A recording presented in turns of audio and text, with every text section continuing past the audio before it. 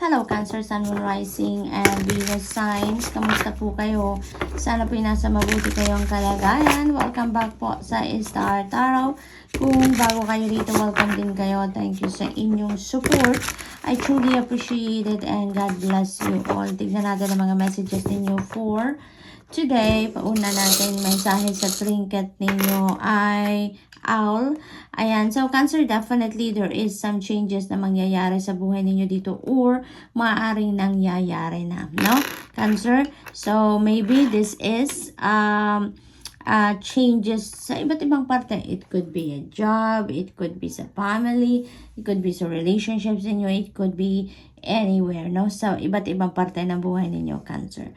So, na-excited na si Owl dito. Nakatangke rin na parang palipad na siya or lumilipad na talaga siya. So, most likely, kung ano man ang mga pagbabagong ito, tumatakbo na siya. It's already running. Kumbaga, maaaring nakapagsimula na kayo dito or meron nang nagbabago ngayon sa buhay ninyo, no? Sa ibang parte ng buhay ninyo. So, this is coin, this is wealth, this is about investments, no?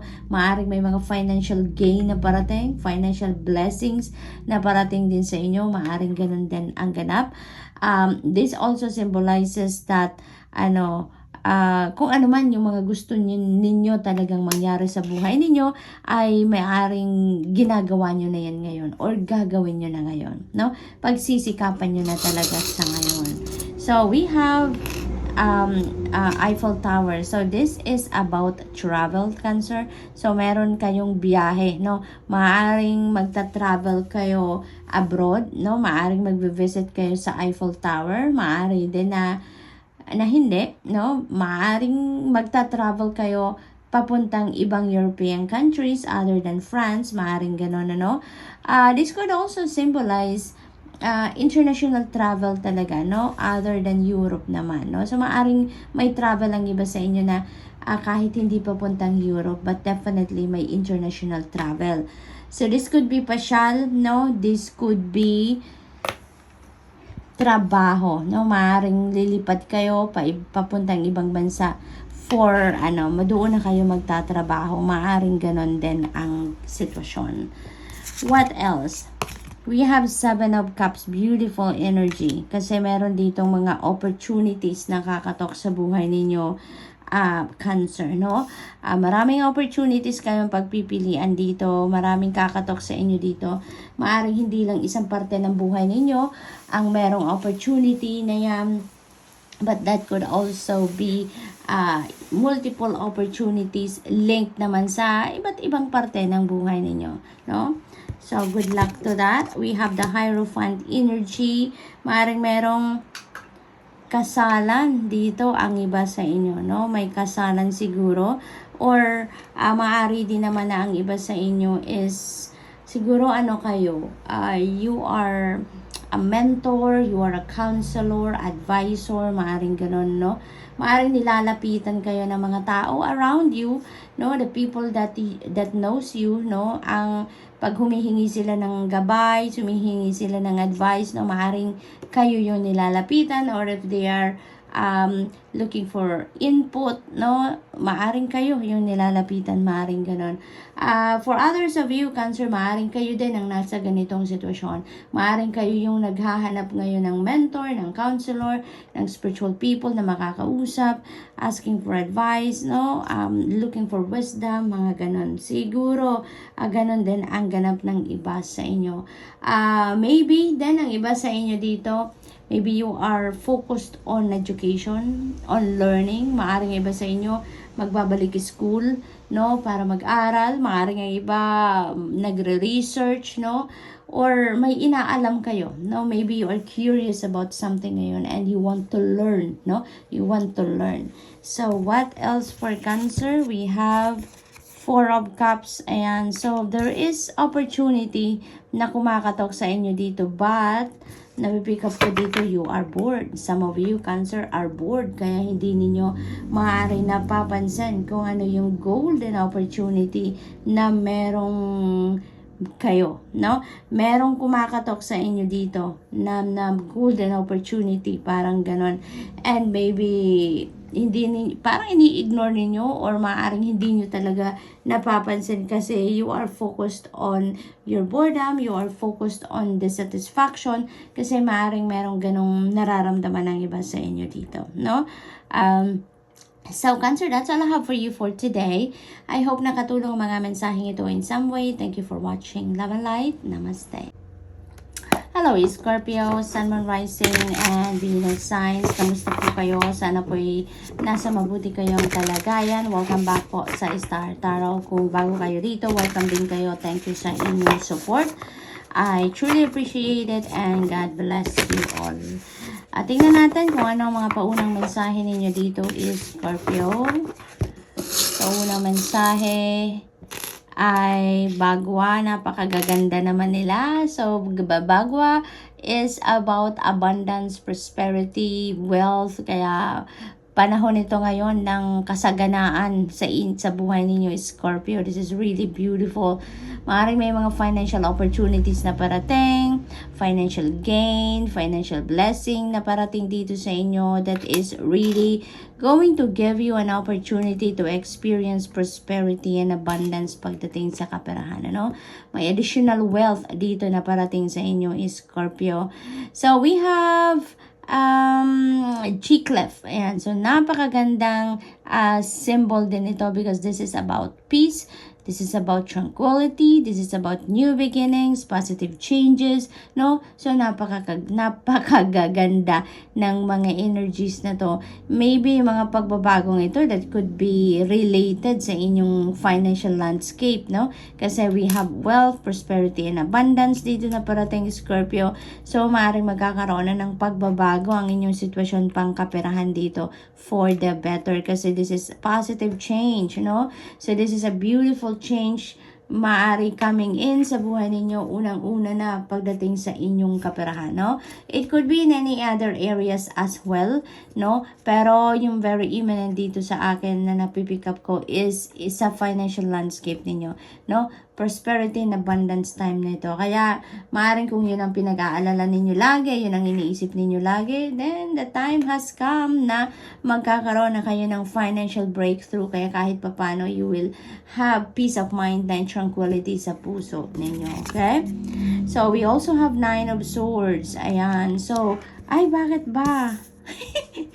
Nakakaloka. Okay, unahin ko na to dahil na-excited na siyang lumabas. So, most likely talaga dito sa 9 of Swords kasi this is about worry, this is about stress. May pinag-aalala kayo dito, anxiety, ganon. And maybe talaga related yan sa kaperahan, Scorpio. Maaaring meron kayong pinag-worryhang sitwasyon dito na link sa inyong kaperahan, no?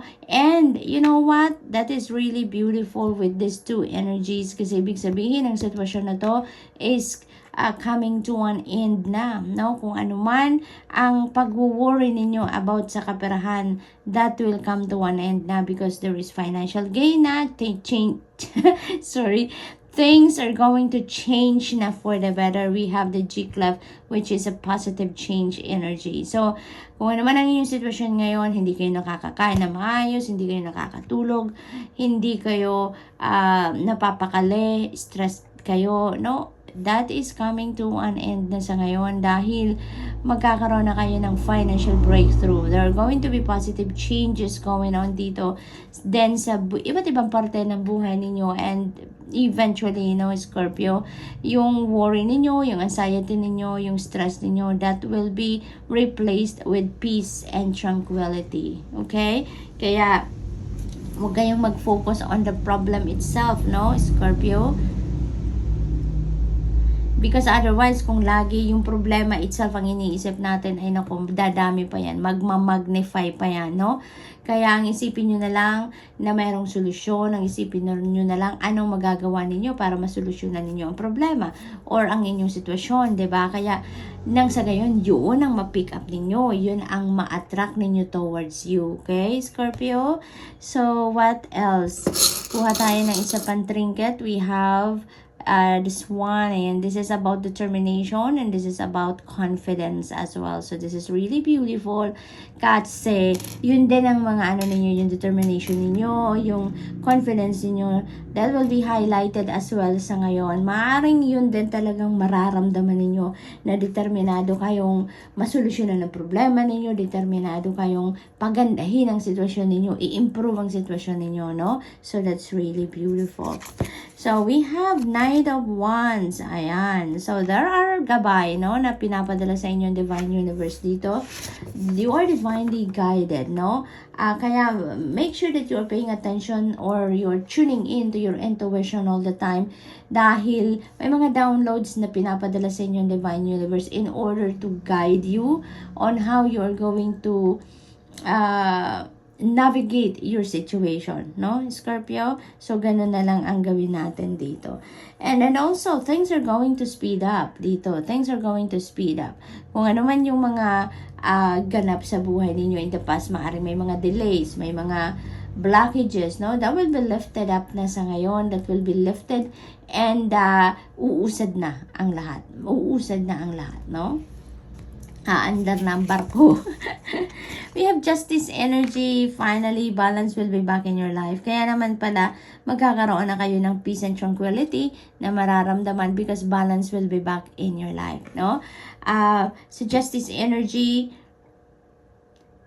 this is also karma at play. This is good karma at play. Kaya kung anong pinut out ninyong energy, vibration out into the universe, no, in the past, that is exactly what you are getting, no? You are getting what you deserve sa ngayon is Scorpio, no? For others of you then, justice will be served, no? Maaring meron kayong pinaglalaban dito sa korte, maaring ganon, or kahit ano, karapatan sa trabaho, you know, whatever it is, no, na pinaglalaban ninyo, nasa inyong side ang resulta nito, no? The result or decision will be in your favor, no? So, Scorpio, good luck, and that's all I have for you for today. I hope nakatulong ang mga mensaheng ito in some way. Thank you for watching. Love and light. Namaste. Hello Pisces, Sun, Moon, Rising, and Venus signs. Kamusta kayo? Sana po nasa mabuti kayong kalagayan. Welcome back po sa Star Tarot. Kung bago kayo dito, welcome din kayo. Thank you sa inyong support. I truly appreciate it and God bless you all. Tignan natin ang mga messages ninyo for today. Unahin natin ang mga trinkets ninyo. We have the butterfly. And so this is a big butterfly. So most likely, napakalaking pagbabago ang maaaring mangyari sa buhay ninyo around this time, no? Merong malaking transition dito na magaganap sa buhay ninyo that could be in any area of life. Depende sa inyong sitwasyon, no? What else? We have baby girl. Ayan. So, si baby girl naman, this is a new beginning energy. So, definitely, dahil may changes tayo na mangyayari. So, definitely, meron talagang mga bago na gagawin kayo. Meron kayong mga bagong sitwasyon, bagong endeavor na gagawin, no? May mga bagay na isasara na kayong pinto, no? May mga chapter in your life kayo na isasara nyo na, and you are going to start fresh. So, yun. So, maaari din ang iba sa inyo is welcoming a new baby, no? Maaring baby boy yan or baby girl.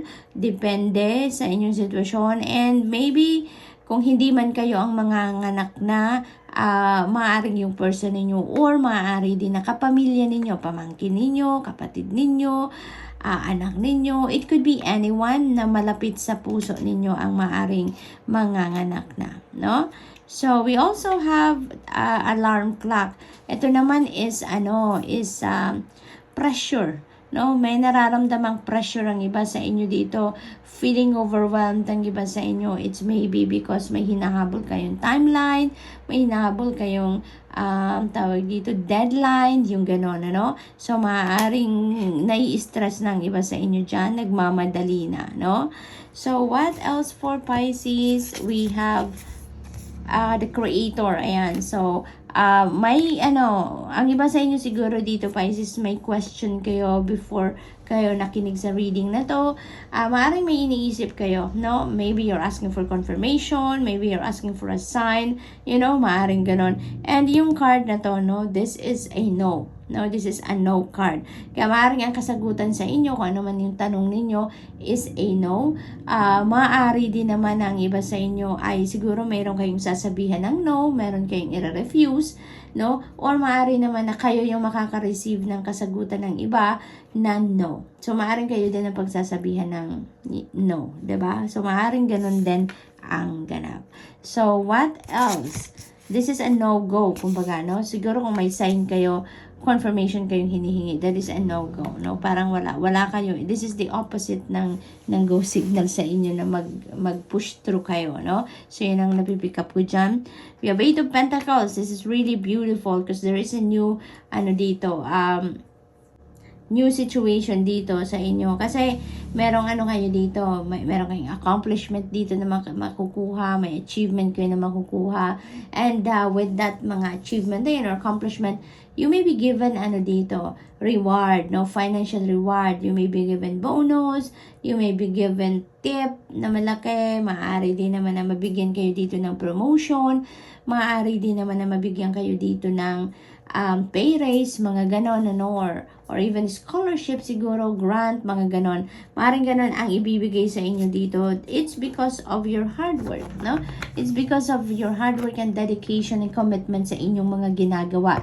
Kaya kayo mapipremyohan, no? May reward na ibibigay sa inyo dito. So, this is really beautiful and also, maraming, parang maghahatid, kung ano man ang ginagawa ninyo ditong pagsisikap, persevere sa trabaho ninyo, you know what, that is going to be a very rewarding endeavor para sa inyo. Yun ang napipick up ko dito. Parang yung kung anong ginagawa ninyo sa ngayon, yan ang maghahatid sa inyo ng prosperity and abundance, no? Yun ang ganap. What else, Pisces? We have 9 of Swords. Ayan, may pinag-aalala kayo dito. Maaring yung deadline na yan. Kung ano man yung deadline na yan, maaring nai-stress kayo dyan, nakakaramdam kayo ng anxiety dyan, Maaring ganun ang ganap dito. But, you know what, Pisces? Alalahanin ninyo na yung pag-i-stress natin sa sarili natin, because we are focusing on the problem itself or kung ano man ang inaalala natin, we're focusing on that too much, kaya kayo nai-stress, kaya nagkakaroon na kayo ng anxiety. But, kung babalik ta rin ninyo yung sitwasyon, if you're going to think about what can you do para mabago ang inyong sitwasyon, para mas maging magaan, para mas matapos nyo na kung ano man ang problema na yan, kung mayroon mang problema, diba? Kung yun ang iisipin natin, solusyon, mas mapapadali ang pagtatapos ng kung ano talaga ang sitwasyon na yan na pinagdadaanan ninyo. Diba? Because if we are going to focus on the problem itself, ay naku, mas lalong dadami yan. Mas lalong hindi matatapos ang pag-iisip ninyo because magmamagnify pa kung ano man ang iniisip ninyo na problema. Diba? Kaya let's just focus on what is positive. Let's focus on kung anong magagawa natin para masolusyonan natin ang mga problema, yung gano'n, Let's focus on what is good and how can we improve our situation, yung mga gano'n. Okay, Pisces? So, that's all I have for you for today. I hope nakatulong ang mga mensaheng ito in some way. Thank you for watching. Love and light. Namaste.